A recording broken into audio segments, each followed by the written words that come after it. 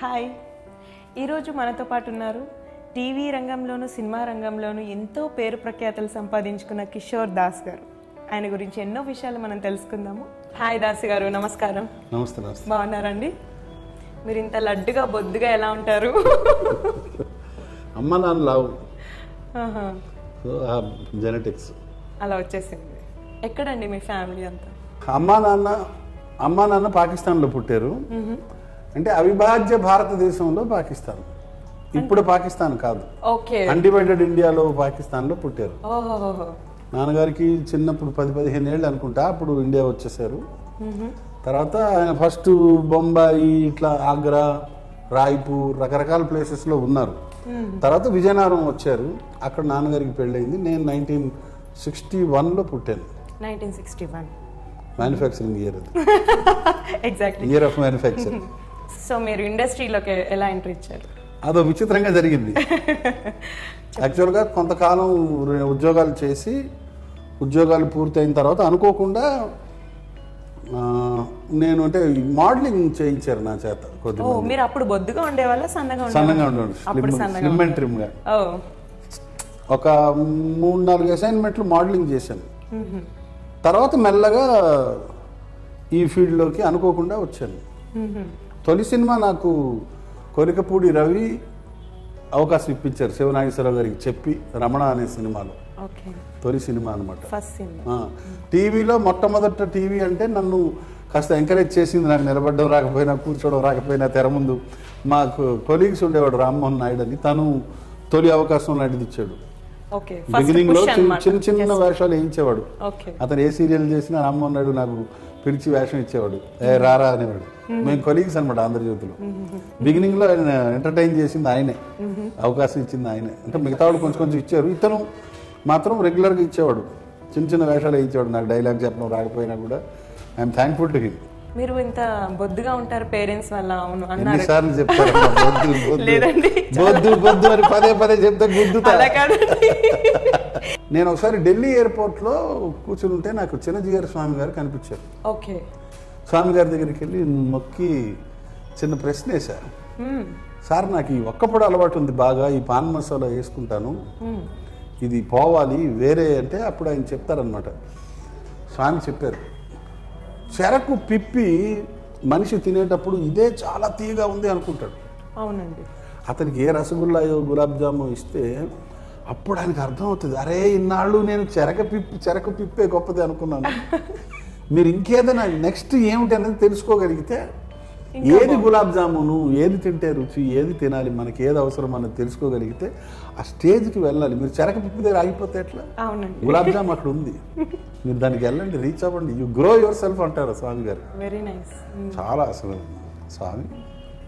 Olympics athletics కి India తరఫున మిమ్మల్ని పంపిస్తే మీరు కప్ కొట్టుకొస్తారా? గ్యారంటీగా. కప్ అంటే చెప్ప అని కూడా ఒక అర్థం ఉంది కదా, చెప్ప కొట్టుకొస్తా. అది పట్టుకొస్తారంటే చెప్ప పట్టుకొస్తారంటే అది ఏ కప్ప అన్నదే ప్రశ్న. దీపికా పడుకోన్ తన పక్కన మిమ్మల్ని హీరోగా నటించమని అడిగితే మీరు ఓకే చేస్తారా? అంత ఛాన్స్ మనకంటే బరువు ప్రాబ్లం కదా, డాన్స్ చేయలేము. తనకు ఓకే అంట. ఏం ఆర్టిస్ట్ అండి, ఎక్సలెంట్ కదండి, హ్యాండ్సమ్, ఎంత హ్యాండ్సమ్ గా ఉన్నారు. మీరు మన పక్కన చేస్తారా అంటే మీరు ఏమంటారు? అమ్మో వద్దు, మిగతా హీరోలు నన్ను కొడతారు, ఎందుకు బుడ్డా కైకు ఆయరు అని. ఎవడి గోల వాడిది ప్రోగ్రామ్ చేస్తున్నప్పుడు మీరు పొలిటికల్ గా ఏదైనా బెదిరింపులు ఎదుర్కొన్నారా? నాక ఏ కత్తి నన్ను పొడిచినా కత్తి విరిగిపోతుంది తప్ప నాకేం కాదు. ఇది అందరికీ తెలుసు కాబట్టి ఎవరు ఏమీ అనలా. అంటే మేము ఎవరు బెదిరించకపోవడానికి ఏకైక కారణం ఏంటంటే, మేము చాలా బ్యాలెన్స్డ్గా వెళ్ళాం. మా ఛానల్ CEO మొదటే చెప్పారనమాట, మనం ఎవరికి అనుకూలం కాదు, మనం ఎవరికి వ్యతిరేకం కాదు, మనం ప్రజల పక్షపాతం, మనం ప్రజల పక్షం, మనది ప్రజాపక్షం.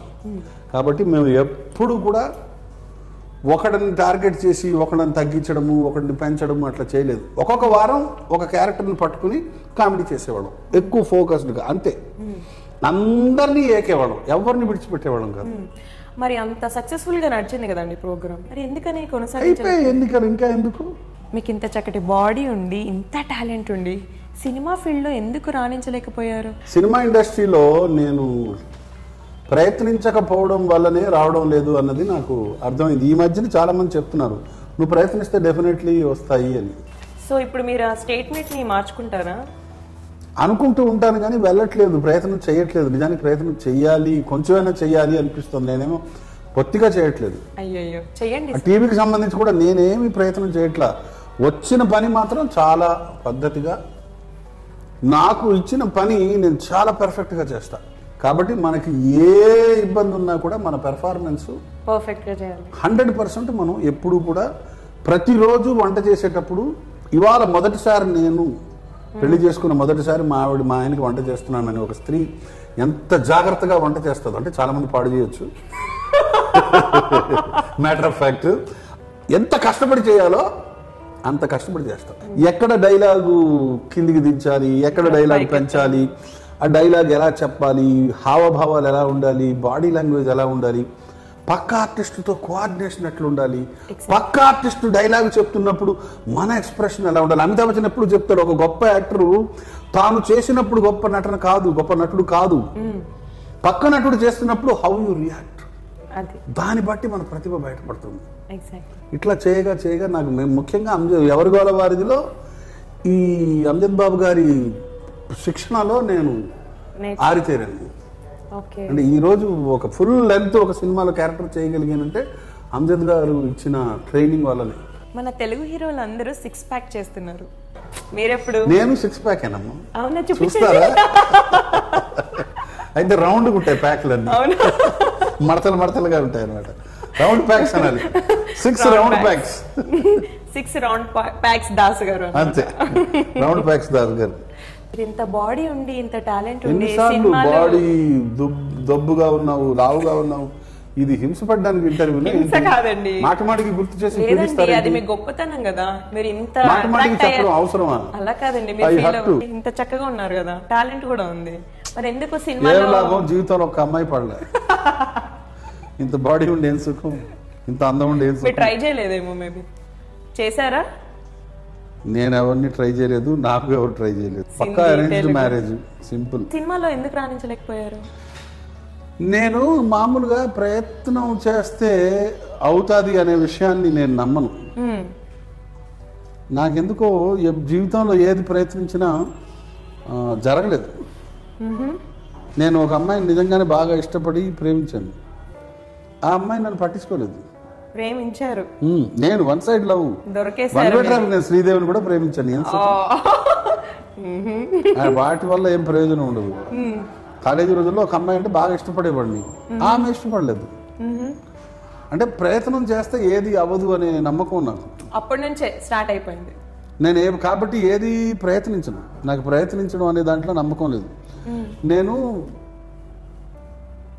ఇది రిటర్న్ అబ్బా, మన జీవితం దేవుడు రాసేసాడు. ఎందుకు ఊరికే తాపత్రయపడిపోయి కింద మీద అయిపోయి అది జరగలేదు, ఇది సాధించలేదు, అది సాధించలేదు అని తపన పడిపోయి ఏముంటుంది? మరి ఊరికే కూర్చోవాలంటారా? అంతే. Please subscribe future films.